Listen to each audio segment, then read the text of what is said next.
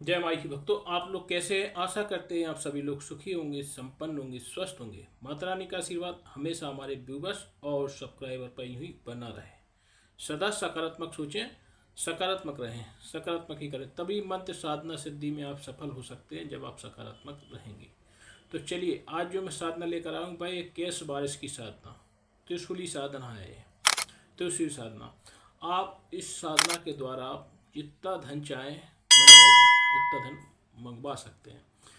ये साधना करना कैसे है, क्या इसका विधि रहेगी, क्या विधान रहेगा, किसका नैवेद्य रहेगा, कहाँ ये साधना होगी, ये सब दिशा कौन सी रहेगी, वस्त्र कौन से रहेंगे, कब ये साधना करना है, तो ये आप थोड़ा सा नोट कर लें। तो आपको 5 पान के पत्ते, 5 सुपारी, 5 लौंग, 5 इलायची, 5 बतासे और कुछ खुले पैसे, मतलब 5 रुपए का सिक्का, 10 रुपए का सिक्का, चिल्लड़ ले सकते हैं। और उसमें जो नैवेद्य में क्या लगेगा, खीर। इसमें चावल की खीर लगेगी नैवेद्य के रूप में। वस्त्र कौन से रहेंगे? वस्त्र रहेंगे आपके सफ़ेद, धारण करना होगा। और जो आसन रहेगा वह भी सफ़ेद रहेगा।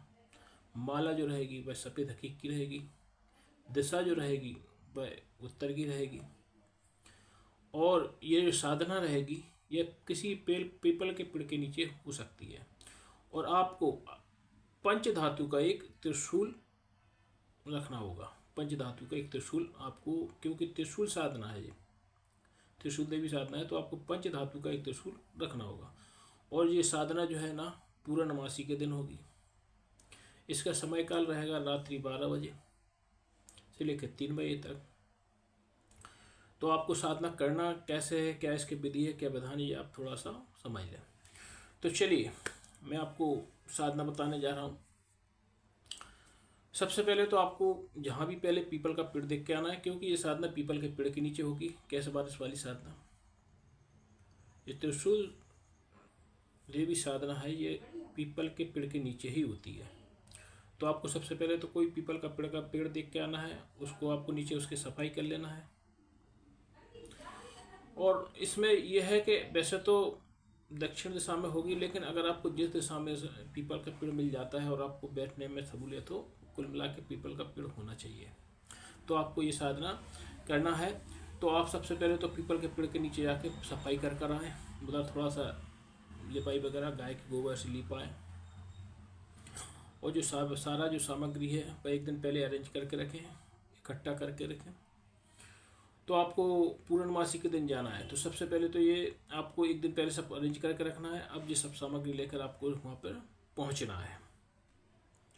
तो पीपल के नीचे जो आप त्रिशूल ले जाएंगे, तो सबसे पहले तो आप वहाँ पर उसकी लिपाई पुताई सब कर दें। और जो त्रिशूल ले जाएंगे, तो जहाँ लिपा गया है उस त्रिशूल को आपको एक चौखट्टे रूप में लिपाई करना है। चौखटे रूप में लिपाई, एक सी आकृति हो, चौखट्टा रूप हो, उस पर ले जाके आपको वो त्रिशूल गाड़ देना है। त्रिशूल गाड़ देना है। त्रिशूल होना चाहिए पंच धातु का त्रिशूल। उसमें थोड़ा सा लोहा भी इस्तेमाल किया गया हो, उसमें चांदी भी इस्तेमाल की गई, उसमें थोड़ा सा रत्ती वत्ती सोना भी इस्तेमाल किया हो, मतलब पंच धातु का हो। किसी पंच धातु जो आपको सस्ता सुलभ पड़े वो आप ले सकते हैं। चाहें आप, अगर ऐसा नहीं होता है तो आप लोहे का त्रिशूल ले लें और उसमें 5 जो पंच धातु है, 5 धातु के टुकड़े, मतलब तार आर टाइप के कुछ भी आप उसमें जड़त कर दें। पंच धातु का त्रिशूल आपको बनाना है। तो वो त्रिशूल आपको बीचों बीच ले जाके गाड़ना है। तो आपको ये साधना सबसे पहले प्रारंभ करना है। तो उसमें साधना में आपका जो रहेगा, मैं आपको बताता हूँ बार बार, कि एक तो गुरु के कलश का पूजन रहेगा, दूसरा आपका प्रेतराज के कलश का पूजन रहेगा, तीसरा आपका कुल देवता का। तो 3 कलश लेना है। ठीक, उसके बाद आपको वहाँ पर पहुँच जाना है और आपको वहाँ पर जो चौखट्टा लीप दिया है गाय के गोबर से, उस गाय के गोबर पर आपको 8 पंखुड़ी वाला चौक पूरना है। उस पर आपको एक पट्टा बिछाना है, उस पर उसको जो त्रिशूल है ना, त्रिशूल की सीध में बिछाना है और बिछा के अपना उसका आसन, और आपको वहाँ पर अपना आसन बिछा लेना है। आपका आसन किसी चीज़ का भी हो सकता है, चाहो तो आप सफ़ेद आसन आप भी बिछा सकते हैं या कुश का आसन भी बिछा सकते हैं। वस्त्र आपके सफ़ेद ही रहेंगे, माला आपकी सफ़ेद हकीक की रहेगी।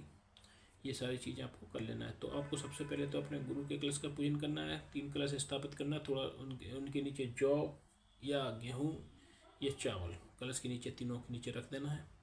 तो सबसे पहले तो आपको कलश के पूजन करना है, कलश का गुरु के कलश का पूजन करना है। गुरु के कलश का रोड़ी लगा दें, अक्षत लगा दें, सिंदूर लगा, कुमकुम लगा दें और उसके ऊपर अक्षत छोड़ दें। 1 पान का पत्ता लें, उस पर 1 लौंग, इलायची, सुपारी, 5 रुपये 10 रुपये जो भी दक्षिणा है वो आप उनको रख दें और हाथ जोड़ लें। 51 बार गुरु मंत्र का जाप करें जिससे आपकी देह की सुरक्षा हो। देखो सुरक्षा घेरा हम आपको बताते हैं, आप अपने गुरु के ही मंत्र जाप से आपका सुरक्षा घेरा हो जाता है। अब लोग उसी पे लाखों रुपए कमा रहे हैं कि साहब बोले सुरक्षा मंत्र वो मंगाएं फ्री और आ जाएं, आपको तो सुरक्षा दे देंगे और ले आओ साहब इतने पैसे और ले आओ साहब 50,000 और ले आओ साहब 1 लाख, इसमें लाखों रुपए लूट लेते हैं।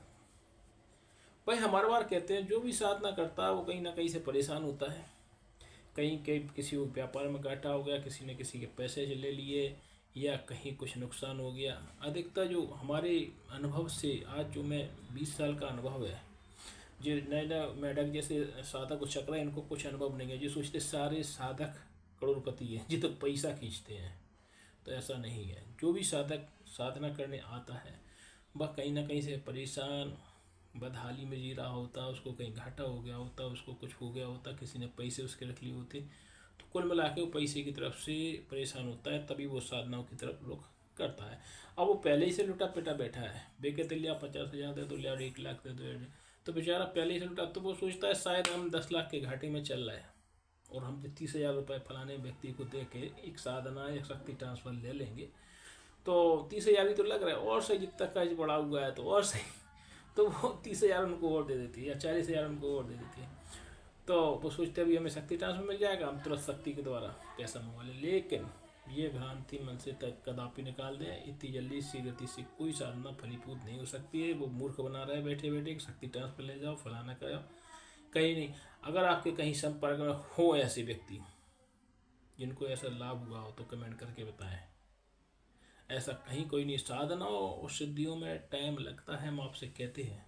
मैं किसी के संगे छल या छलावा करना नहीं चाहता हूँ, टाइम लगता है। हम हर कोई साधक से कहते हैं कि टाइम लगता है इन चीज़ों में, और जो सही गुरु होगा वो आपका सही मार्गदर्शन करेगा, आपको बेवकूफ़ नहीं बनाएगा। वो मोबाइल पे भी बोलेगा अगर आप बात करेंगे साधना और सिद्धियों में टाइम लगता है, ऐसे सिद्धियाँ नहीं प्राप्त होती हैं।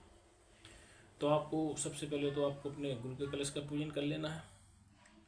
तो रोज 1 सिंदूर कुमकुम सारी चीज़ें लगा दें, अक्षत लगा दें, पान का पत्ता लें, उस पर लौंग, इलायची, सुपारी, बतास रख के 5 रुपये 10 रुपये से रख के उनको आप अर्पित कर दें। और गुरु ब्रह्मा गुरु विष्णु आप मंत्र का जाप करें और 51 माला जो आपके गुरु दीक्षा ग्रहण के लिए उनकी 51 माला गुरु दीक्षा का जाप करें, जिससे आपकी देह की रक्षा हो, सुरक्षा हो।